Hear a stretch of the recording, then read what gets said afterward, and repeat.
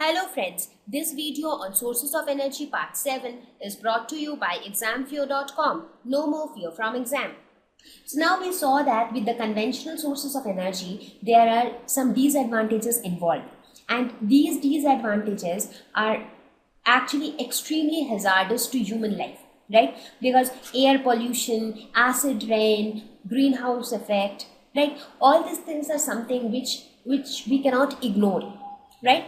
So now we will see how did we try to make certain improvements to use conventional sources of energy, because that time these were only the sources of energy available to us.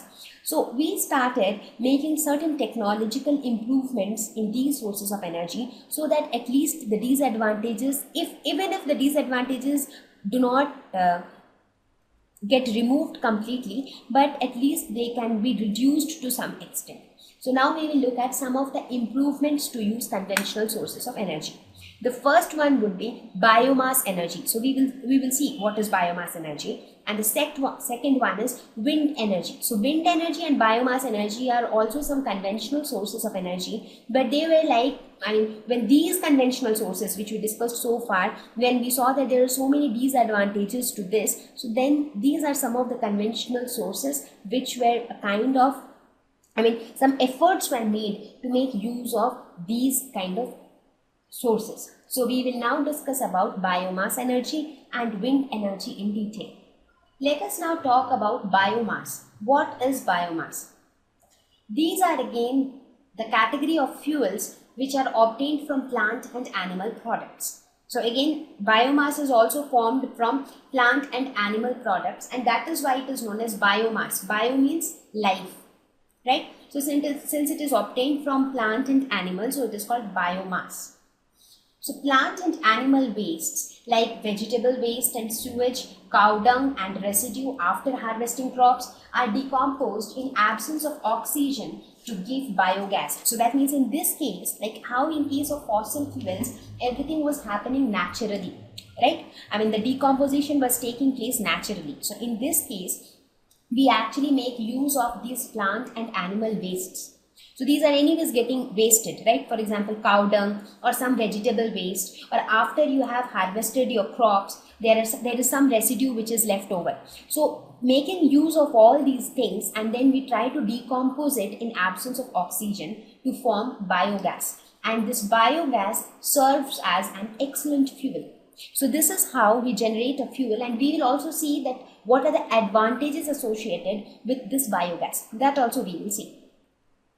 So this is also known as gobar gas. Why is it called gobar gas? Because cow dung is known as gobar. So sometimes it is referred to as gobar gas in our country, right? So biomass, what is biomass? It is nothing but a fuel which is obtained from plant and animal products. So we make use of plant and animal wastes, right? So that is the most significant part here. We are making use of waste things. So the cow dung or vegetable waste or sewage or residue after harvesting crops, all these things, we will make use of it.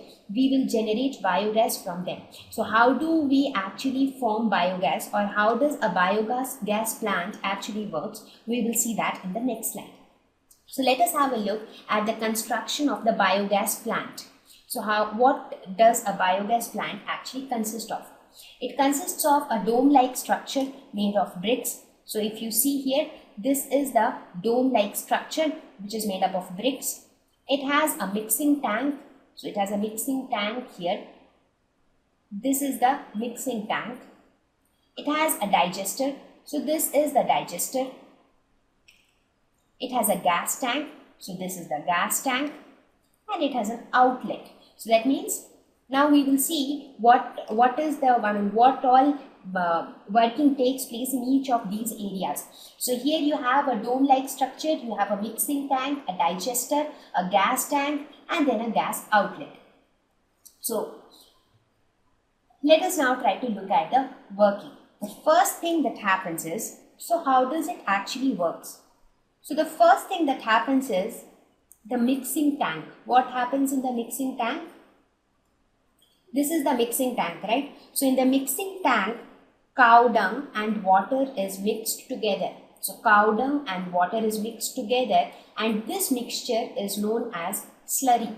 So slurry is nothing but a mixture of cow dung and water. So this mixture is mixed in the mixing tank, and that is why this tank is also known as mixing tank.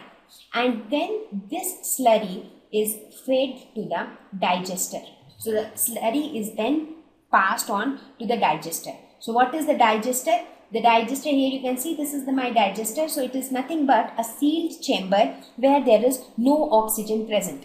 So digester is a sealed chamber with no oxygen. Why no oxygen? Because as I mentioned before, in order to form biogas, we want to decompose these wastes in absence of oxygen, right? So the decomposition has to take place in absence of oxygen, and that is why we have constructed the digester in such a way that it is a sealed chamber with no oxygen inside it. Now what happens? The anaerobic organisms do not need oxygen to break down the slurry. Now the slurry which is formed in the mixing tank, anaerobic organisms in absence of oxygen, they decompose it. Decompose means they break it down. Now when this breakdown of slurry takes place, gases like methane, carbon dioxide, hydrogen sulfide are generated, right? And these gases together form the biogas. The biogas is then stored in the gas tank, that is this tank, from which is present above. So this is my digester and this is my gas tank. So the gas tank will then collect the biogas and then it will be taken out with the help of this outlet. So that is how biogas is produced in a biogas plant.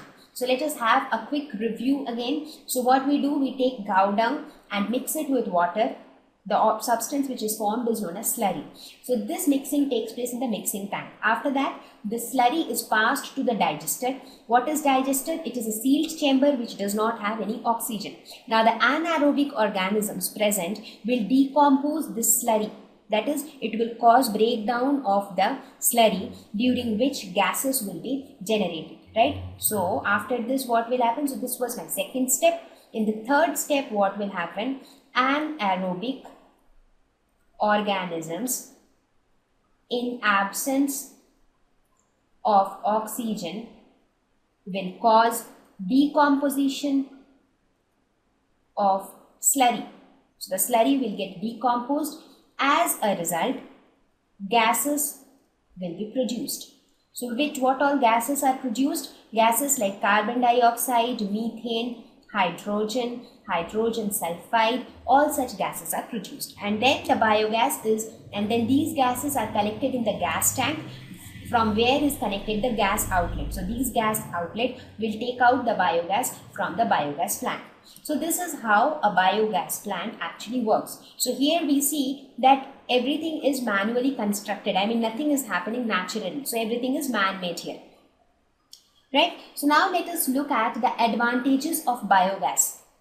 It is an excellent fuel because when you burn it, a huge amount of energy is produced. Even in this case, it burns without smoke. So that is again an important advantage here. So this advantage was not there with fossil fuels, because with fossil fuels a lot of smoke is produced which causes air pollution. But in this case, the biogas will burn without smoke. It leaves no residue. So whenever no residue is left off, that means that is also not creating any pollution. Whereas in case of fossil fuels, when you burn coal, first of all, it will produce smoke, it will pollute the atmosphere. At the same time, some ashes will be left behind. So that will again cause pollution, that will again give rise to soil pollution, right? But in this case, no residue is left over. High heating capacity, that means a small amount of fuel, a small amount of the initial slurry can give rise to a good amount of fuel that can give rise, which can generate a good amount of energy. Slurry left behind is used as an excellent manure. That means the slurry which is left over, let us suppose the slurry the mixing tank where we produced the slurry, that is the mixture of cow dung and water. Whatever slurry has been used to produce the biogas, that is fine. The amount which is left over, that extra slurry which is left behind, that is used as an excellent manure. That means it can be used as a fertilizer in order to increase the productivity in agricultural land. So that means the slurry is also, the slurry or the leftover part is also advantageous, and it is not causing any harm to the atmosphere, right? In fact, it is adding as an advantage to the atmosphere. So these were some of the advantages for the success of the biogas plant. The most important part was that it reduced the pollution to some extent. So even though this was also a conventional source of energy, but then this was able to overcome some of the disadvantages with the fossil fuels. But again, there were certain disadvantages which were associated with the biogas. So the first was one that it contains contaminant gases which can be corrosive to metal parts. For example, I told you, right, it produced gases like methane, carbon dioxide, hydrogen sulfide. Now, these gases can cause corrosion to metal parts. Metal parts as in the biogas plant itself consists of the metal parts, right? I mean, this tank, the digester, the mixing tank, everything is made up of, there are some metal parts as well, right? So what can happen is that the biogas plant itself can get corroded because of these contaminant gases which are getting produced. So once your metal parts get corroded, the plant will not function properly. So that is one disadvantage. It is not feasible to locate at all locations. I mean, you just cannot construct a biogas plant anywhere and everywhere, right? So that is again another constraint. So that means, I mean, if you want this to be a very good source of energy, it should be reachable to people, right? So in that case, you should be able to construct a biogas plant anywhere. But that is not possible because you have to look at the raw materials that are needed for the construction of biogas plant, which is again not available everywhere. Efficiency is less. That means the amount of energy, I mean the amount of biogas that is generated and the amount of energy that is produced using that biogas, that is not very high. So we cannot say, even though it has so many good advantages, but we cannot say that it has got a very high efficiency. So the efficiency is less, but since it has other advantages like it does not cause pollution, it does not leave beside any poisonous residue and things like that, that is why it was popular. But because of these limitations, again, biogas also could not be a big hit in the market. Thank you.